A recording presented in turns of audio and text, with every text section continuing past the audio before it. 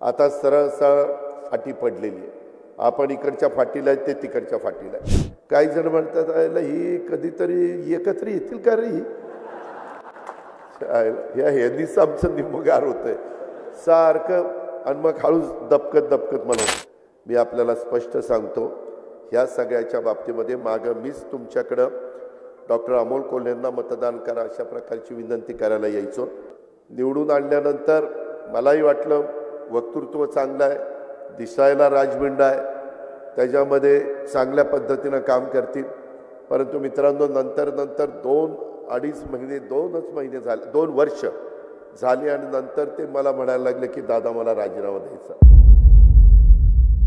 बाहेर त्या ठिकाणी येऊ शकतो, पण त्याकरता तुमच्या सगळ्यांचं सहकार्य पाहिजे. मीच ह्याच भागामध्ये येऊन काय काय सभा घेतल्या आणि काय काय केलं ते माझं मला माहिती आहे.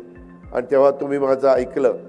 परंतु त्यावेळेस आत्ताचा इथला आमदार असा काहीतरी वेडवाकडं वागेल हे काय माझ्या स्वप्नात देखील नव्हतं, आणि ते तर घडलेलं आहे.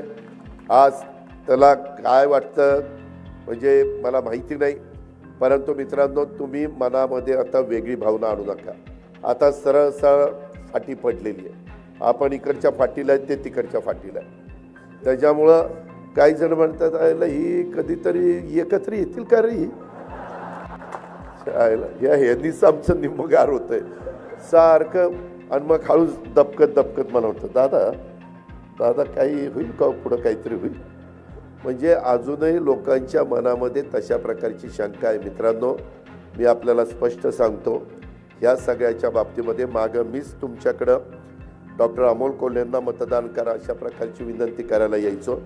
मी त्यांना दुसऱ्या पक्षातनं घेऊन माझ्या घरी नेऊन पक्षाचा प्रवेश देऊन तिकीट देऊन मी दिलीपराव वळसे पाटलांनी जबाबदारी, दिलीपरावांच्यावर मी जुन्नर खेड आंबेगावची जबाबदारी टाकली होती. माझ्यावर मी भोसरी, शिरूर आणि हडपसर ह्या 3ची जबाबदारी घेतलेली होती. आणि त्या प्रकारे आपण ते सीट निवडून आणलं. निवडून आणल्यानंतर मलाही वाटलं वक्तृत्व चांगलं आहे, दिसायला राजबिंड आहे, त्याच्यामध्ये चांगल्या पद्धतीनं काम करतील.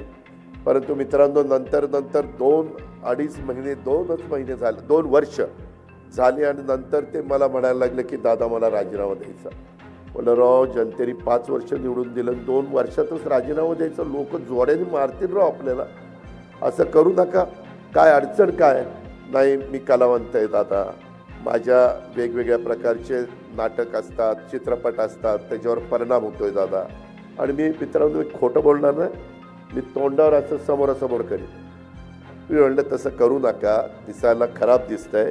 आता ते म्हणले मी सेलिब्रिटी आहे, त्या लोकांना वाटतं रोज मी तिकडं मतदारसंघात यावं, कसं शक्य आहे, मला माझी मालिका असते, मग मला त्या ठिकाणी काम करावं लागतं, मग ते कोण बघणार.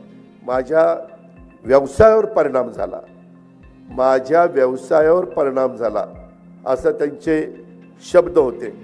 मी तरी त्यांना म्हणालो, बाकीचे सगळे म्हणायचे अजित तूच आणलंय त्यांना, आता तूच त्यांना समजून सांग, तूच त्यांना समजून सांग.